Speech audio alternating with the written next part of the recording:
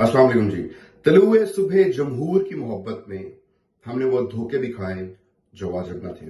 मेरे पाकिस्तानियों, आवाज खल्क नकारे खुदा होती है और नकारे खुदा बच चुका है। आवाज खल्क का फैसला आ चुका है। आवाज खल्क है कि तुम इमरान खान को माइनस करो, हम उसे मजीद जरब देंगे। सबसे पहले तो आपने घबराना बिल्कुल नहीं है।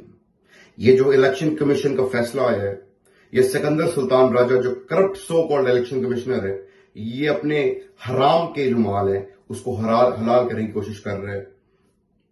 इन तागूत और साम्राज्य के आलाकारों और सहूलतकारों के सामने तो हलाल कर सकता है, लेकिन अवाम की अदालत में, अल्लाह की अदालत में, अपने जमीर की अदालत में इसको शिकस्त का सामना करना पड़ेगा।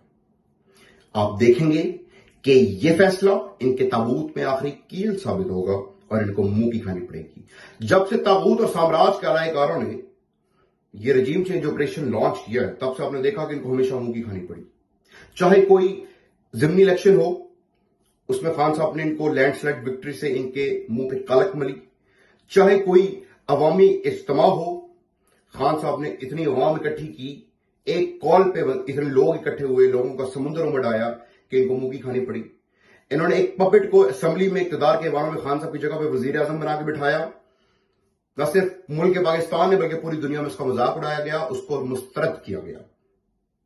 आपने देखा कि अब इस रजीम चेंज ऑपरेशन की तीसरी कड़ी कि एक ऐसे इदारे जिसके पास इख्तियार नहीं है नाअहल करने का खान साहब को, उससे उसके कंधे पर बंदूक रख के चलवाई गई और उसने खान साहब को नाअहल करार दे दिया।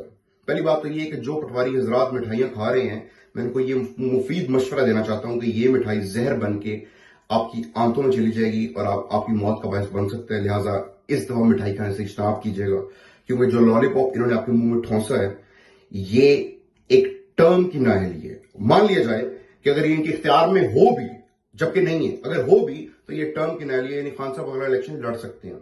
एक बात याद रखी जाए कि पीटीआई इमरान खान है, इमरान खान पीटीआई है। माइनस इमरान खान नामंजूर है।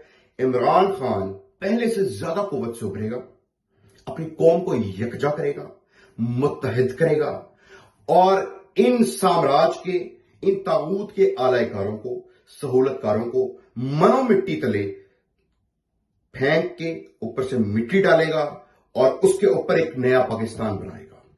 फिर यह कौम न सिर्फ एशिया पे बल्कि पूरी दुनिया के उफक पे, सियासी उफक पे सुपर पावर बन के उभरेगी। आपने घबराना बिल्कुल नहीं है।